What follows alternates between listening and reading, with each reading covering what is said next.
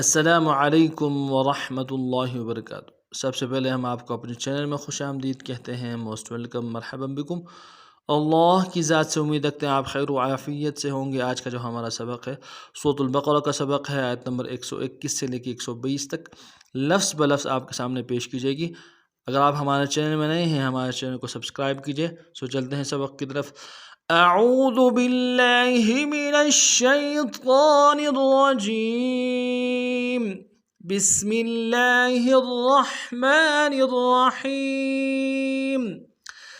अल्लज़ीना आतैनाहुमुल किताब यतलूनहु हक़्क़ तिलावतिहि उलाइका युमिनून बिहि वमन यकफुर बिहि फउलाइका हुमुल खासिरून। या बनी इस्राईल अज़्कुरू निअमती अल्लती अनअमतु अलैकुम व अन्नी फद्दलतुकुम अलल आलमीन। अब वर्ड बाय वर्ड आपके सामने पेश करते हैं। अल्लज़ीना आतैनाहुमुल किताब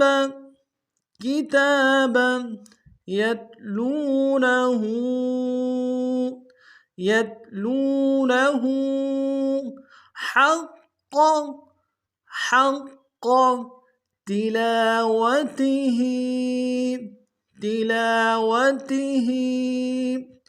الذين آتيناهم الكتاب يتلونه حق تلاوته أولئك يؤمنون به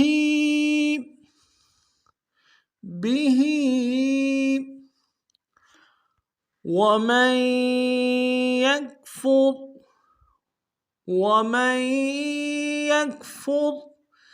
به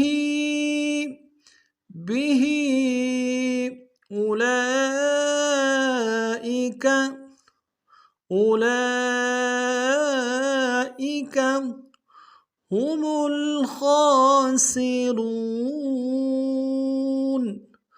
هم الخاسرون. أولئك يؤمنون به ومن يكفر به فأولئك هم الخاسرون. يا بني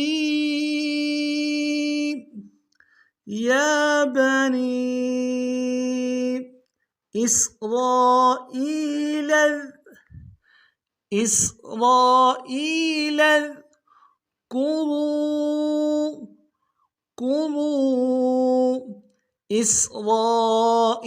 اذكروا نعمتي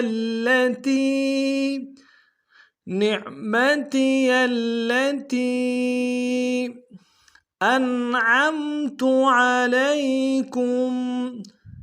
أنعمت عليكم يا بني إسرائيل اذكروا نعمتي التي أنعمت عليكم وأني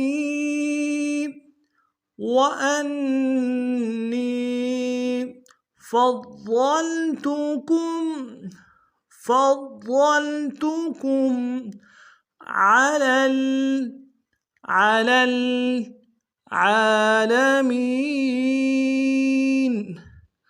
العالمين على العالمين وأني فضلتكم على العالمين يا بني إسرائيل اذكروا نعمتي التي أنعمت عليكم وأني فضلتكم على العالمين.